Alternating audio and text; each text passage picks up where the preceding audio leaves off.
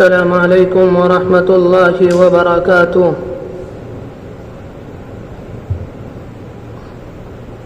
بسم اللہ الرحمن الرحیم۔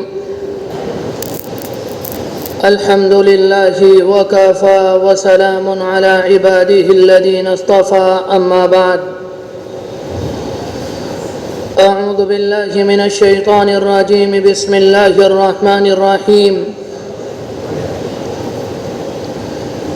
یا ایہا الذین آمنوا آمنوا باللہ ورسولہ، صدق اللہ العظیم۔ وقد قال النبی صلی اللہ علیہ وآلہ وسلم: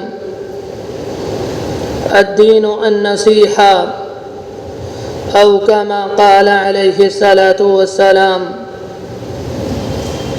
بہت عزت و احترام کے مستحق میرے بزرگوں، قابل قدر دینی اور ایمانی بھائیوں، میں نے آپ کے سامنے قرآن مجید کی ایک آیت کا ایک جز پڑھا۔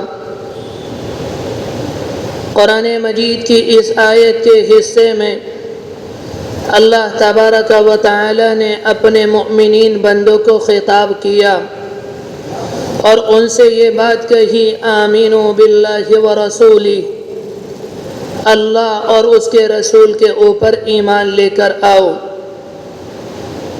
یہ بات نہ کہی یا ایھا الذین کفروا، اے کافرو اللہ اور اس کے رسول کے اوپر ایمان لے کر آؤ۔ یہ بھی نہ کہا اے منافقو، اے مشرکو، اللہ اور اس کے رسول کے اوپر ایمان لے کر آؤ، بلکہ قرآن مجید کی اس آیت میں یہ بات کہی: اے ایمان والو، اللہ اور اس کے رسول کے اوپر ایمان لے کر آؤ۔ دوسری مرتبہ ایمان لانے کا مطلب کیا ہے؟ مفسرین کرام نے اپنی تفاسیر کے اندر یہ بات لکھی ہے کہ دوسری مرتبہ ایمان لانے کا مطلب یہ ہے کہ اے ایمان والو، تم تقوی اختیار کرو، تم اپنے اندر خوف خدا پیدا کرو۔ دوسری مرتبہ ایمان لانے کا مطلب یہ ہے: اے ایمان والو، تم نے کلمہ پڑھ کر اللہ کی ربوبیت کا، نبی علیہ الصلاۃ والسلام کی رسالت کا اقرار کر لیا، اب دل کی گہرائیوں سے اس کی تصدیق بھی کرو۔ جب کوئی اللہ کا بندہ کلمہ طیبہ پڑھتا ہے تو کلمہ پڑھ لینے سے اس کا ایمان کامل اور مکمل نہیں ہوتا، بلکہ کلمہ پڑھ کر وہ اللہ کا بندہ اسلام کی حدود، ایمان کی حدود میں داخل ہوتا ہے۔ ایمان کو کامل اور مکمل کرنے کے لیے انسان کو اعمال صالحہ اختیار کرنے کی ضرورت ہے۔ جب کوئی اللہ کا بندہ اسلام کے اندر آتا ہے یا ایمان قبول کرتا ہے، اس اللہ کے بندے کو دو باتوں کی تلقین کی جاتی ہے: اقرار باللسان و تصدیق بالقلب۔ اقرار باللسان کا درجہ انسان کو کلمہ پڑھتے ہی نصیب ہو جاتا ہے، جبکہ تصدیق بالقلب میں مراتب ہیں۔ جو اللہ کا بندہ جتنے نیک اعمال کرے گا، جتنی نمازیں پڑھے گا، جتنے روزے رکھے گا، جتنا دین پر عمل کرے گا، اتنا وہ اللہ کا بندہ دل کی گہرائیوں سے اللہ کے ایک ہونے کی، نبی علیہ الصلاۃ والسلام کے، اس کے رسول ہونے کی تصدیق کرتا چلا جائے گا۔ میرے بھائیوں، جب کوئی اللہ کا بندہ کلمہ پڑھتا ہے، کلمہ پڑھ کر وہ اللہ کا بندہ مسلمان ہو جاتا ہے، ایمان کو مضبوط کرنے کے لیے، اپنے آپ کو ایمان والا کہلانے کے لیے انسان کو عمل کرنے کی ضرورت ہے۔ سامنے دو انسان ہیں، ایک مسلمان اور ایک کافر ہے۔ ظاہری حالت میں کوئی اللہ کا بندہ ان میں فرق نہیں کر سکتا، اس لیے کہ یہ بھی کھاتا ہے اور یہ بھی کھاتا ہے، یہ بھی سوتا ہے اور یہ بھی سوتا ہے، لیکن ان میں ایک اللہ کا بندہ وہ ہے جو پتھروں کے آگے ہاتھ جوڑتا ہے، دوسرا اللہ کا بندہ وہ ہے جو مسجدوں میں جا کر نماز پڑھتا ہے۔ جب کوئی اللہ کا بندہ پتھر کے آگے ہاتھ جوڑتا ہے تو سامنے سے تیسرا انسان سمجھ لیتا ہے یہ اللہ کا بندہ مومن نہیں، یہ اللہ کا بندہ کافر ہے۔ ایمان والے کی پہچان اس کے عمل سے ہوتی ہے۔ ایمان مضبوط ہوتا ہے، ایمان کے اندر پختگی آتی ہے اعمال سے۔ جتنے اعمال ہوں گے اتنا ایمان مضبوط ہوگا۔ جو اللہ کا بندہ بہت زیادہ نمازیں پڑھے گا، بہت زیادہ روزے رکھے گا، ذکر و اذکار کثرت کے ساتھ کرے گا، قرآن مجید کی تلاوت کرے گا، اس اللہ کے بندے کا ایمان مضبوط ہوگا۔ ایک اللہ کا بندہ وہ ہے جو نمازیں نہیں پڑھتا، جو روزے نہیں رکھتا، جو ذکر و اذکار نہیں کرتا، جو قرآن مجید کی تلاوت نہیں کرتا، لیکن اس اللہ کے بندے نے بھی کلمہ پڑھا ہے، اس کا ایمان اتنا مضبوط نہیں۔ جب کوئی اللہ کا بندہ بہت زیادہ نمازیں پڑھتا ہے، بہت زیادہ روزے رکھتا ہے، کثرت سے ذکر و اذکار کرتا ہے، اپنے آپ کو گناہوں سے بچاتا ہے، ایک وقت آتا ہے اس کا ایمان کامل اور مکمل ہو جاتا ہے۔ جب اس کا ایمان کامل اور مکمل ہو جاتا ہے اس اللہ کے بندے کو ایمان کی حلاوت نصیب ہو جاتی ہے، پھر اس کا دل لگتا ہے ذکر و اذکار میں، پھر اس کا دل لگتا ہے قرآن مجید کی تلاوت میں، پھر اس کا دل لگتا ہے مسجد میں آ کر جماعت کے ساتھ نماز ادا کرنے میں۔ اس کا دل گناہوں میں نہیں لگتا، اس کا دل غیبتوں میں نہیں لگتا، بلکہ اس کا دل اللہ کی یاد میں لگتا ہے۔ جس کسی انسان کو ایمان کی حلاوت نصیب ہو جاتی ہے اس اللہ کے بندے کو مجمع میں اعلان کرنا نہیں پڑتا، اے لوگو تم میرے پاس آؤ، میرا ایمان کامل اور مکمل ہو گیا، مجھے ایمان کی حلاوت نصیب ہو گئی، میں تمہیں نماز پڑھنے کا طریقہ بتاؤں گا۔ اسے کہنا نہیں پڑتا اے لوگو تم میرے پاس آؤ، میں تمہیں بتاؤں گا کہ اللہ کو منایا کہتے جاتا ہے، اللہ کو راضی کیسے کیا جاتا ہے، اسے کہنا نہیں پڑتا، بلکہ دوسرے لوگ جب اسے نماز پڑھتا ہوا دیکھتے ہیں، اسے ذکر و اذکار کرتا ہوا دیکھتے ہیں تو خود بخود چل کر اس کے پاس آتے ہیں اور آ کر کہتے ہیں ہمیں بھی ذکر کا طریقہ بتا دیجئے، ہمیں بھی نماز پڑھنے کا طریقہ بتا دیجئے، ہمیں بھی کوئی ایسا طریقہ بتا دیجئے جس سے ہم گناہوں سے بچ جائیں اور نیک کام کرنے والے بن جائیں۔ یہ مرتبہ انسان کو جب نصیب ہوتا ہے جب انسان بہت زیادہ نمازیں پڑھتا ہے۔ بالکل یہی حال صحابہ اکرام کا تھا۔ صحابہ اکرام سر سے لے کر پاؤں تک اسلام کے تابع دار تھے۔ صحابہ اکرام سر سے لے کر پاؤں تک ان کا دیکھنا اسلام کے تابع تھا، ان کے کان اسلام کے تابع تھے، ان کی زبان اسلام کے تابع تھی۔ ایک زمانے میں اللہ کے رسول علیہ السلام کے دو صحابی ملک عرب سے نکلے اور ملک انڈونیشیا پہنچے۔ یہاں آ کر انڈونیشیا کے کسی علاقے کی منڈی میں ان لوگوں نے اپنی دکانوں کو لگایا اور وہاں انہوں نے اپنے سامان کو سجایا۔ آپ کے صحابہ کا معمول یہ تھا، یہ جھوٹ نہیں بولتے تھے، یہ دھوکہ نہیں دیتے تھے، یہ خیانت نہیں کرتے تھے۔ ان کے مال کے اندر جو کمی ہوتی، ان کے مال کے اندر جو عیب ہوتا، یہ صاف طور پر سامنے والے کو بتا دیتے کہ میرے سامان کے اندر عیب یہ ہے، تمہیں لینا ہو تو لو ورنہ کوئی بات نہیں۔ آپ کے صحابہ کا حال یہ، ان اللہ کے بندوں نے اپنی دکانوں کو لگایا۔ جب دن میں نماز کا وقت آتا یہ اپنی دکانوں کو بند کرتے، یہ اذان دیتے، سنتیں پڑھتے اور جماعت کے ساتھ نماز ادا کرتے، پھر دوبارہ آ کر اپنی دکانوں کو کھولتے۔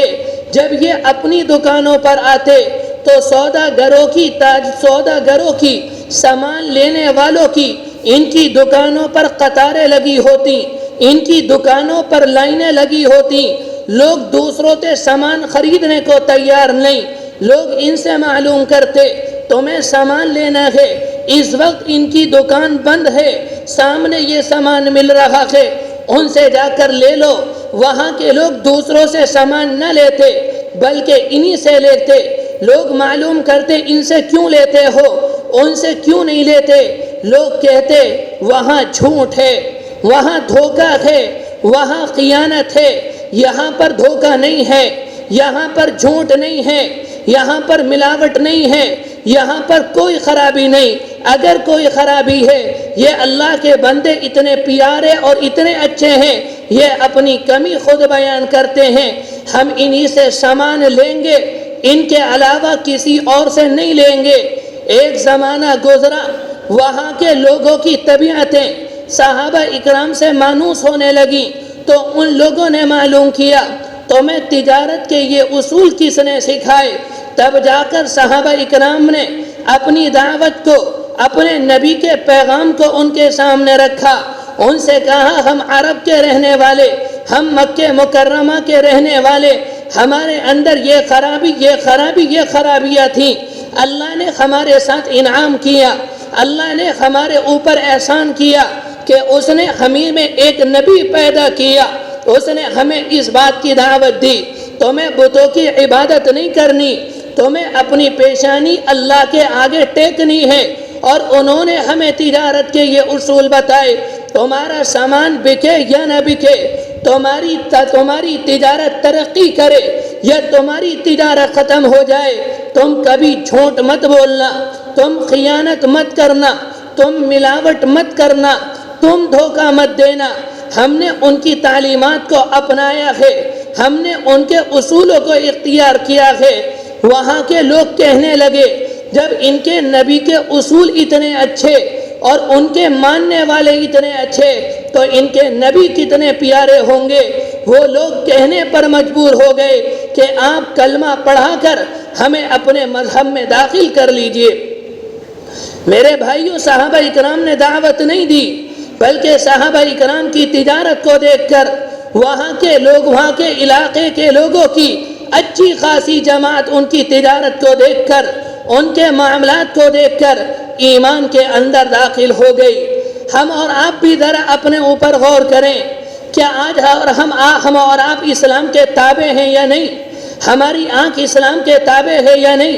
ہماری زبان اسلام کے تابع ہے یا نہیں؟ ہمارے ہاتھ اسلام کے تابع ہیں یا نہیں؟ ہماری شرمگاہ اسلام کے تابع ہے یا نہیں؟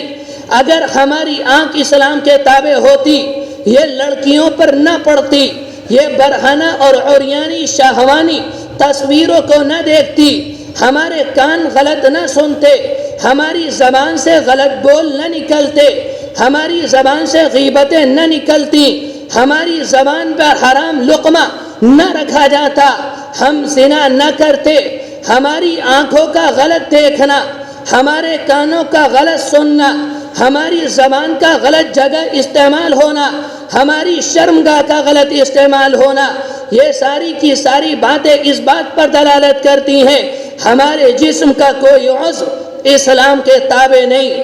میرے بھائیوں، یاد رکھنا، جب مسلمانوں کا کوئی عضو اسلام کے تابع نہیں ہوتا، اللہ کی طرف سے ڈھیل ملتی ہے، اللہ کی طرف سے موقع ملتا ہے کہ وعظ و نصیحت کے ذریعے، ٹوکنے کے ذریعے، دھمکیوں کے ذریعے اگر یہ لوگ راہ راست پر آتے ہوں تو ٹھیک، اگر امت پھر بھی راہ راست پر نہیں آتی، اللہ امت کے اوپر ظالموں کو مسلط کر دیتا ہے.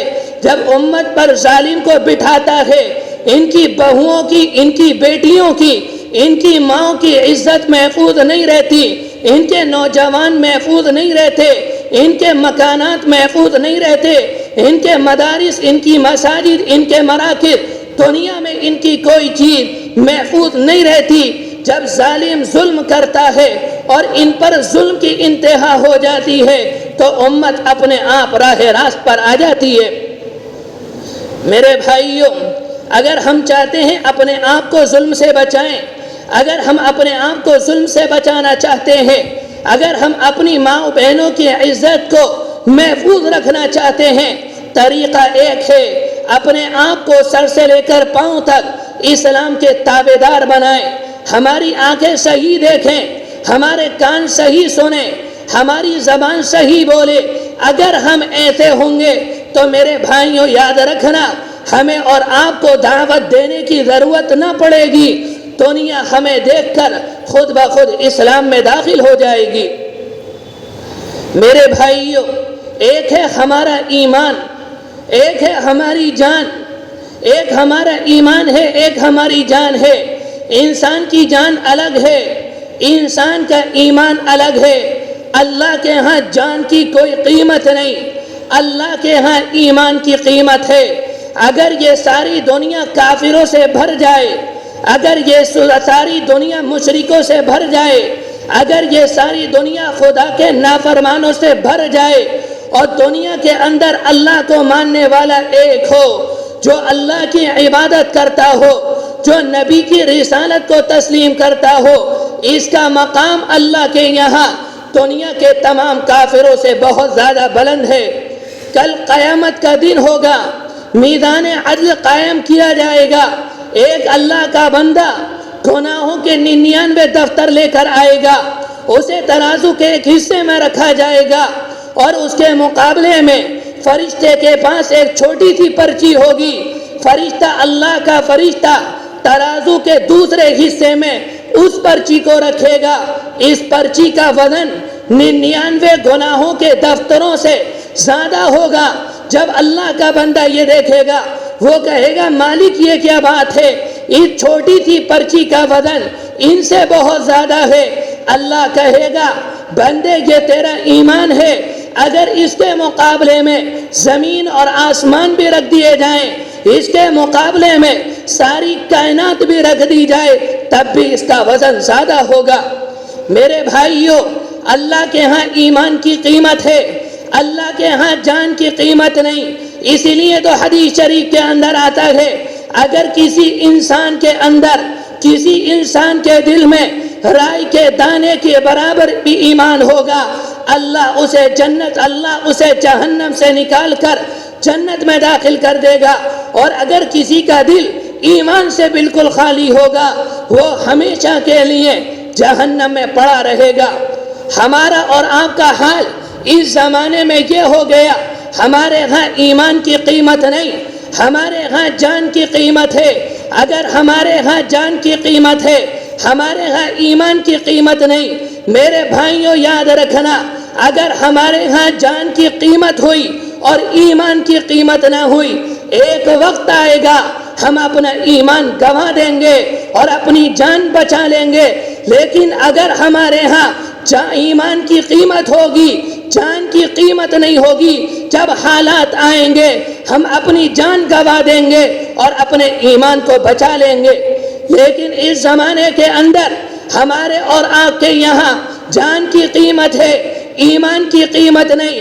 میرے بھائیوں، میرے جملے کو یاد رکھنا، اگر ہمارے ہاں ایمان کی قیمت ہوتی، اگر ہمارے ہاں ایمان کی قیمت ہوتی، ہماری بچیاں اس زمانے میں غیروں کے ساتھ نہ جاتی۔ اگر ہمارے ہاں ایمان کی قیمت ہوتی، ہمارے لڑکے ارتداد کے دائرے میں نہ بہتے۔ اگر ہمارے ہاں ایمان کی قیمت ہوتی، میرے بھائیوں، ہم اللہ کے رسول علیہ السلام کی ذات پر اعتراض نہ کرتے۔ نبی کی ذات پر اعتراض کرنا، بچیوں کا غیروں کے ساتھ چلا جانا اور اس زمانے میں مسلمانوں کا مرتد ہو جانا، یہ اس بات کی علامت ہے کہ ہمارے ہاں جان کی قیمت ہے، ایمان کی قیمت نہیں۔ صحابہ اکرام کا حال یہ تھا، وہاں جان کی قیمت نہیں تھی، وہاں ایمان کی قیمت تھی۔ اللہ کے رسول علیہ السلام کے زمانے میں یمن کے ایک بادشاہ مسلمہ نے نبوت کا دعویٰ کیا۔ جب اس اللہ کے بندے نے، دنیا کے اس کمین اور رذیل انسان نے نبوت کا دعویٰ کیا، اللہ کے رسول علیہ السلام کے پاس اس نے ایک مکتوب بھیجا، اس نے یہ بات لکھی، میں آپ کی نبوت کو تسلیم کر لوں گا، لیکن آپ میرے ساتھ ایک معاہدہ کریں۔ معاہدہ یہ ہے، جب تک آپ دنیا میں رہیں گے تو آپ نبی ہیں، جب آپ دنیا سے چلے جائیں گے تو پھر میں نبی۔ اللہ کے رسول علیہ السلام نے صحابہ اکرام کو بلایا، آپ نے ایک مکتوب تیار کرایا اور اس مکتوب میں یہ بات لکھی، یہ خط اللہ کے رسول علیہ السلام کی طرف سے مسلمہ کے نام یہ خط لکھا، اور آپ نے اس کی پہلی لائن صرف یہ لکھی، انت کذاب، تو اس زمانے کا سب سے جھوٹا آدمی ہے۔ میرے بھائیوں، اللہ کے رسول علیہ السلام کے صحابہ بیٹھے، آپ نے معلوم کیا میں نے یہ بات لکھی ہے، میرے اس خط کو مسلمہ کے پاس کون لے کر جائے گا؟ صحابہ اکرام جانتے ہیں آپ کا جانی دشمن ہے، آپ سے حسد کرتا ہے، آپ سے نفرت کرتا ہے، جو بھی وہاں جائے گا واپسی کا امکان نہیں۔ آپ کے ایک چھریرے بدن کے صحابی حضرت حبیب ابن زید کھڑے، وہ کھڑے ہو کر کہتے ہیں اللہ کے رسول علیہ السلام آپ کا یہ مکتوب اس کے پاس میں لے کر جاؤں گا۔ آپ کا مکتوب لیا اور اس کے دربار میں پہنچے، اس نے معلوم کیا دربار لگا ہوا ہے، اس نے معلوم کیا تم کون ہو؟ کہا اللہ کے رسول علیہ السلام کا مکتوب لے کر آئے ہوں۔ اس نے آپ کا مکتوب لیا، اس زمانے کے بادشاہ خود نہیں پڑھتے، خط پڑھنے والا دوسرا ہوتا، بادشاہ کے برابر میں جو انسان تھا اس کے حوالے خط کیا گیا۔ جب اس نے خط کو کھولا، اس نے لکھا ہوا پڑھا، انت کذاب، وہ کانپنے لگا، اس کے اندر لرزہ آ گیا، کہیں ایسا نہ ہو کہ مصری کا سامنے یہ پڑھ دوں، وہ مجھے قتل کر دے، وہ مجھے سزا دے دے۔ یہ خاموش رہے۔ مسلمہ نے کہا پڑھتا کیوں نہیں؟ کہا ڈر لگتا ہے، کہا ڈر مت، جو لکھا ہے پڑھ۔ اس میں لکھا تھا انت کذاب۔ جب اس کے کانوں میں یہ جملہ پڑھا، وہ بے چینی سے تل ملا گیا، وہ پاگل ہو گیا، اور پاگل ہونے کے بعد اپنی کرسی سے اٹھا اور نیچے اتر کر آیا، آ کر اللہ کے رسول کے صحابی حضرت حبیب ابن زید سامنے کھڑے ہیں، آ کر کہتا ہے یہ تو تیرے نبی کا نظریہ ہے، ذرا تو بتا تیرا نظریہ کیا ہے؟ صحابی رسول اس کے دربار میں ببانگے دوہل کہتے ہیں اے پاگل، اے دیوانے، تو میرے جملے کا سن، ہمارا یقین ہمارے پیغمبر پر ہے، ہمارے پیغمبر جسے صدیق کہتے ہیں ہم اسے صدیق سمجھتے ہیں، ہمارے پیغمبر جسے کذاب کہتے ہیں ہم اسے کذاب سمجھتے ہیں۔ اس کے بعد مسلمہ کہتا ہے کیا تو اس بات کی گواہی دیتا ہے محمد اللہ کے رسول ہیں؟ کہا میں اس بات کی گواہی دیتا ہوں محمد اللہ کے پیغمبر اور برحق رسول ہیں۔ اس کے بعد کہتا ہے کیا تو اس بات کی گواہی دیتا ہے میں اللہ کا رسول ہوں؟ کہتے ہیں نہیں، تو ہمارے زمانے کا، تو اس سماج کا، تو اس علاقے کا، تو یہاں کے لوگوں کا سب سے جھوٹا آدمی ہے۔ مسلمہ کو غصہ آیا، ان کا ایک بازو کاٹ دیا گیا۔ اس نے یہی سوال کیا، صحابی نے یہی جواب دیا، دوسرا بازو کاٹ دیا گیا، پھر یہی سوال کیا، انہوں نے یہی جواب دیا، ان کی ٹانگ کو کاٹ دیا گیا، پھر یہی سوال کیا، انہوں نے یہی جواب دیا، ان کی ٹانگ کو کاٹ دیا گیا۔ ایک وقت آیا ان کے جسم کے ٹکڑے ٹکڑے کر دیے گئے، ان کے حصے حصے کر دیے گئے، ان کا آخری وقت ہے۔ مسلمہ معلوم کرتا ہے کیا تو اس بات کی گواہی دیتا ہے محمد اللہ کے رسول ہے؟ کہتے ہیں میں اس بات کی گواہی دیتا ہوں محمد اللہ کے برحق رسول ہے۔ وما محمد الا رسول، ان کے علاوہ کوئی نبی نہیں، ان کے علاوہ کوئی رسول نہیں، تو جھوٹا ہے۔ ایک وقت آیا حبیب ابن زید کا انتقال ہو گیا، دردناک طریقے سے انہیں شہید کر دیا گیا۔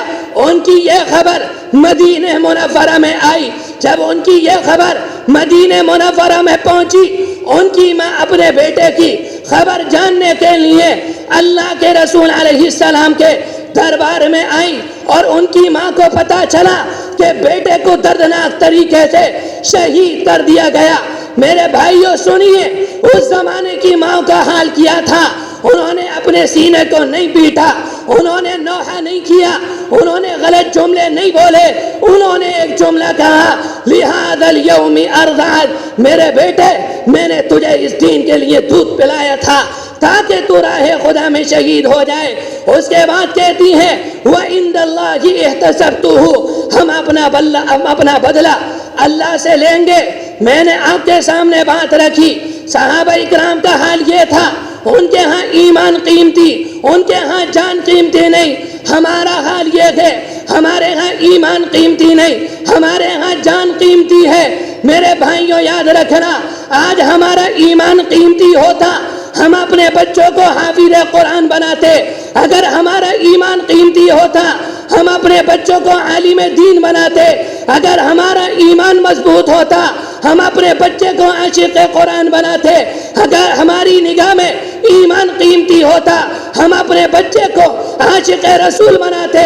اگر ہماری نگاہ میں ایمان قیمتی ہوتا دہریوں کے اسکول میں اپنے بچوں کو داخل نہ کرتے، اپنے بچوں کو صہیونی تعلیم نہ دیتے، اپنے بچوں کو حافظ نہ بنانا، اپنے بچوں کو عالم نہ بنانا، اپنے بچوں کو قرآن کا عاشق نہ بنانا، اپنے بچوں کو نبی کی تعلیم نہ دینا، صہیونی تعلیم دینا، یہ اس بات کی علامت ہے کہ ہماری نگاہ میں ہمارے ہاں جان قیمتی ہے، ایمان قیمتی نہیں۔ میرے بھائیوں یاد رکھنا، اگر ہم نے جان کو اہمیت دی، ہم نے ایمان کو اہمیت نہ دی، جب ہمارا آخری وقت آئے گا، اس بات کا تبھی ایمان ہے جب ہم دنیا سے جائیں، ہمارا ایمان ہم سے الگ ہو جائے۔ میرے بھائیوں اپنے ایمان کو مضبوط کیجئے۔ صحابہ اکرام کی یہ سیرت اس زمانے میں بھی ہے۔ اس زمانے میں امت میں ایسے جیالے ہیں، امت میں ایسے مت والے ہیں جن کے ہاں ایمان قیمتی، جن کے ہاں جان قیمتی نہیں، جو شہادتیں پیش کر رہے ہیں، جو خون کا دریا بہا رہے ہیں، جو آگ کے سمندر میں نعرے ہیں، کسی کی زبان پر شکوہ نہیں۔ میرے بھائیوں یہ اس بات کی علامت ہے ان کے ہاں ایمان قیمتی، ان کے ہاں جان قیمتی نہیں۔ میرے بھائیوں یاد رکھنا، ان کی شہادتیں رائے گاہ نہیں جائیں گی، ان کی قربانیاں رائے گاہ نہیں جائیں گی۔ اللہ کے رسول کی حدیث ہے، آپ نے فرمایا تھا ان عظم الجزا مع عظم البلاء، اگر دنیا میں جن بندوں پر آزمائش بڑی آئے گی اللہ انہیں انعام بھی بڑھا دے گا۔ اللہ دنیا میں بھی انعام دے گا، آخرت میں بھی انعام دے گا۔ دنیا میں انعام یہ ہوگا ان کے خون کی بدولت، ان کی شہادتوں کی بدولت اللہ قبل اول کو آزاد کرے گا، اور آخرت میں بدلہ یہ ہوگا، قرآن نے بیان کیا وَلَا تَحْسَبَنَّ الَّذِينَ قُتِلُوا فِي سَبِيلِ اللَّهِ أَمْوَاتًا، جو اللہ کے راستے میں شہید ہو جائے تم انہیں مردہ نہ کہو، بل احیاء، وہ زندہ ہیں، اللہ انہیں رزق دیتا ہے۔ جب کوئی راہ خدا میں شہید ہوتا ہے، جیسے ہی دنیا میں آنکھ بند ہوتی ہے وہ سیدھا جنت میں چلا جاتا ہے۔ میرے بھائیوں مسئلہ میرا اور آپ کا ہے، مسئلہ ان کا نہیں، وہ تو جنت میں جا رہے ہیں، وہ اپنے ایمان کو بچا رہے ہیں۔ مسئلہ میرا اور آپ کا ہے، اگر ہم نے جان کو قیمتی سمجھا، میرے بھائیوں یاد رکھنا ہم ایمان گوا دیں گے۔ اگر ہم ایمان کو قیمتی سمجھیں گے تو جان گوا دیں گے، اور ایمان کو باقی رکھ کر دنیا سے چلے جائیں گے۔ ایمان باقی رہتا ہے نماز پڑھنے سے، ایمان باقی رہتا ہے قرآن مجید کی تلاوت سے، ایمان باقی رہتا ہے اپنے بچوں کو حافظ قرآن بنانے سے۔ میرے بھائیوں جن باتوں سے ہمارے ایمان محفوظ رہے اللہ ان باتوں پر عمل کرنے کی توفیق نصیب فرمائے۔